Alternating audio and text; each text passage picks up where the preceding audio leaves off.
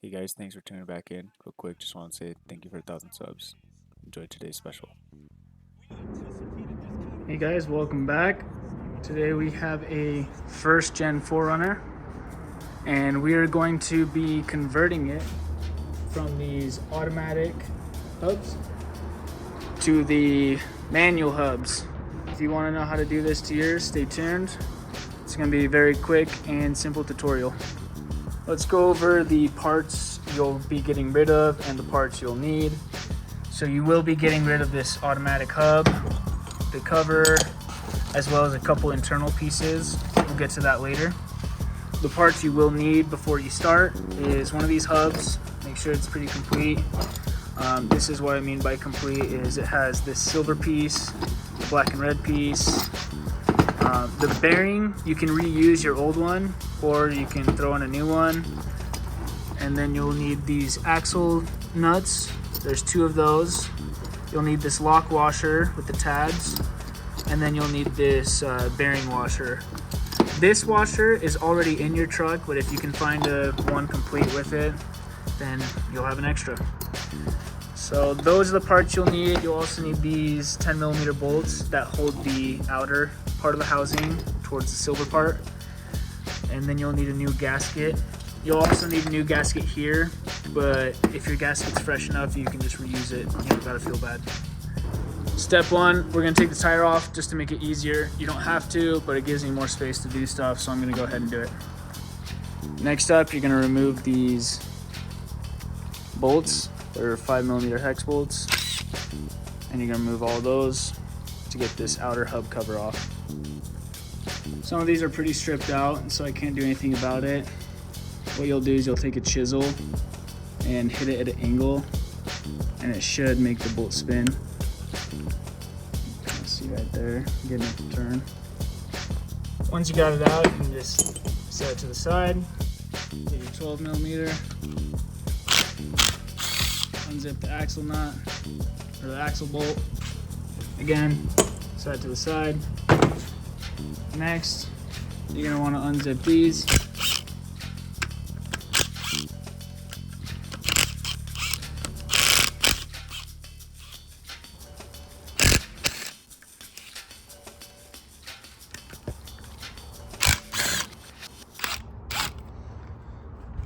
Once you got those off, you're gonna take a brass punch and a hammer, and you're gonna remove the nut and the washer.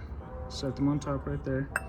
You're gonna take your brass punch and hit it on the stud until the cone washer is free.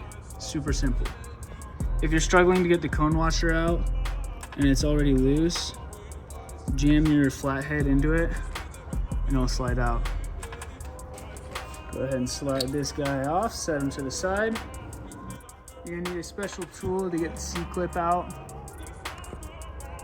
So you spread the C-clip, slide it off like that.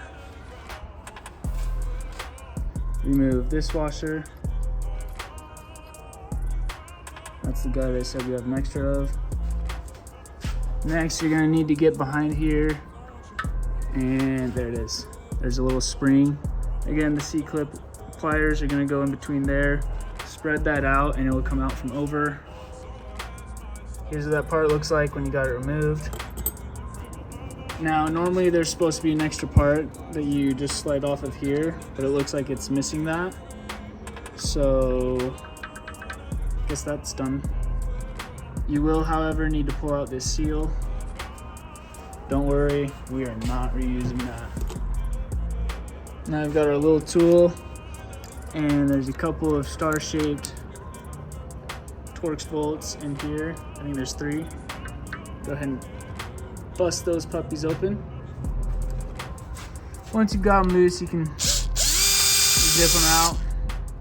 Pretty easy, 3 of those. On to the next plot. Go ahead and slide that guy out. Don't need him anymore. And then you'll need your 54mm socket. Twist that guy off. He's already pretty loose, so go like this. A little tricky to do one-handed, but there we go. Awesome. Now we can slide the wheel bearing out, the outer wheel bearing, I should say. Since I'm reusing this gasket, I'm gonna set it to the side so it doesn't get damaged while we try to wiggle stuff around in here. Okay, got the wheel bearing out. Set it right there. I'm definitely going to repack that just so it's all fresh. Okay, camera's a little greasy, but we gotta get this done. So, reinstall in this order. You're gonna go wheel bearing, okay?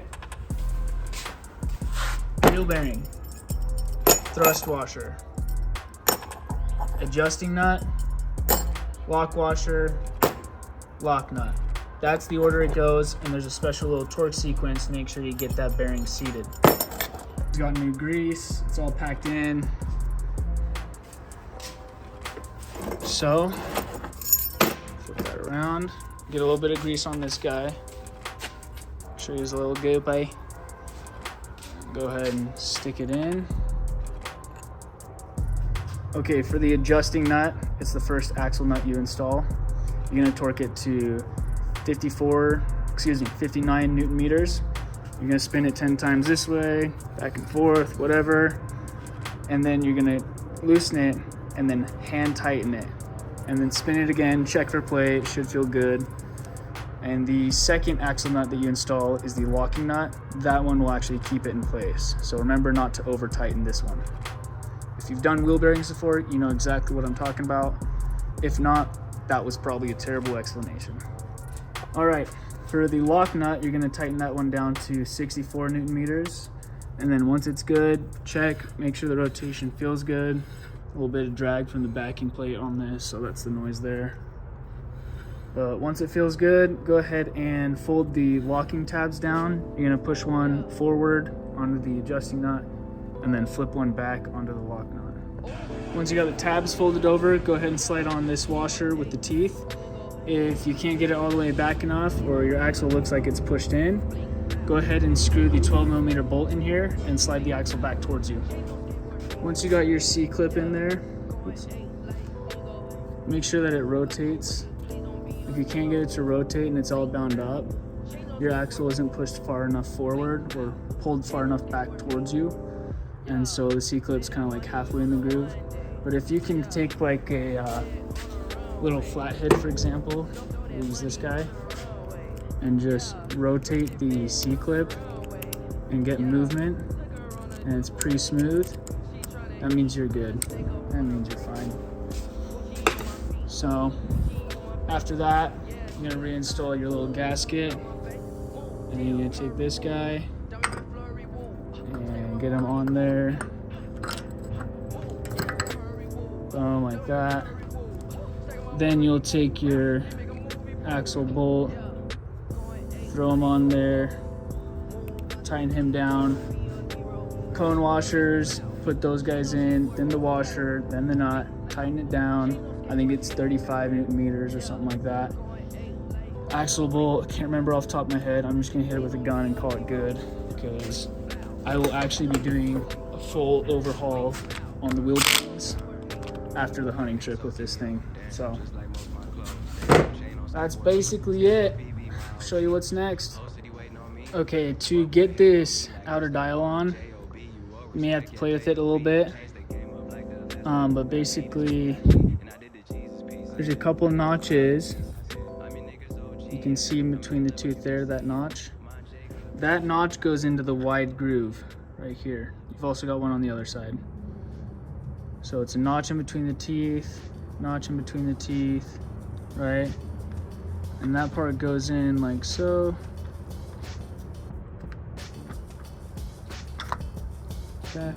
And then it slips on, and you know you've done it right because right off the bat you can twist them back and forth. So just a quick pro tip. Alright guys, that is it for today's video. Here's the final results. She survived 2 weeks of a hunting trip, and now it's time to do an actual proper wheel bearing overhaul. See you next time.